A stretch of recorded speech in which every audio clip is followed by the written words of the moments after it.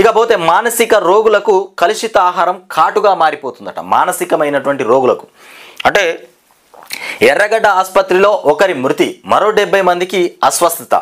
ఇక నమూనాలను పరీక్షలకు పంపినటువంటి అధికారులు. హైదరాబాద్ ఎర్రగడ్డలోని మానసిక ఆరోగ్య కేంద్రంలో ఒక రోగి మృతి చెందడంతో పాటు మరో 70 మంది అస్వస్థతకు కూడా గురి కావడం మంగళవారం కలకలం రేపింది.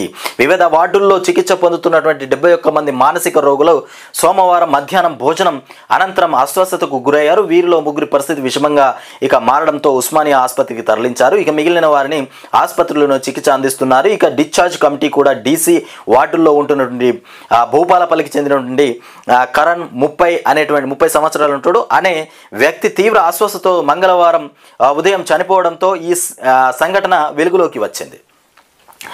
మానసిక రోగులకు మొత్తానికి కలుషిత ఆహారం. ఇక వాళ్ళకి ఎటుకుడుక మానసిక రోగులు వాళ్ళకి ఏం తెలియదని ఏది పడితే అదే తినబెట్టిరా.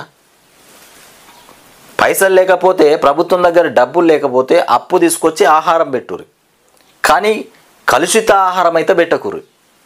రాష్ట్రాన్ని ముందుగాల ఈ ఫుడ్కు సంబంధించి, నిత్యావసర వస్తువులకు సంబంధించి వీటి మీద మాత్రం కమిషన్లు దొబ్బాలని ఆలోచనతోని మొత్తానికైతే ఆ కలుషిత ఆహారం పెట్టి జేబులు అయితే నింపుకోకూరు. ఎందుకంటే ఇట్లా ప్రాణాలు కోల్పోతారు. మానసిక రోగులకు కలుషిత ఆహారం పెట్టడం చాలా పాపం. మరి వాళ్లకు ఎటుకుడుక వాళ్ళు మానసికంగా ఉన్నారు, మతి స్థిమితం సరిగా లేదు అని వాళ్ళకి ఇష్టం వచ్చినటువంటి ఫుడ్ పెట్టి ప్రాణాన్ని పలుగొనడం ఇవాళ ఈ దుర్మార్గమైనటువంటి చర్య ఇవాళ రాష్ట్ర ప్రభుత్వాన్ని. అంటే రేవంత్ రెడ్డికి ఈ పాపం తగులుతుంది. ఈ పాపం అంతా రేవంత్ రెడ్డిదే, ఎవరిదో కాదు.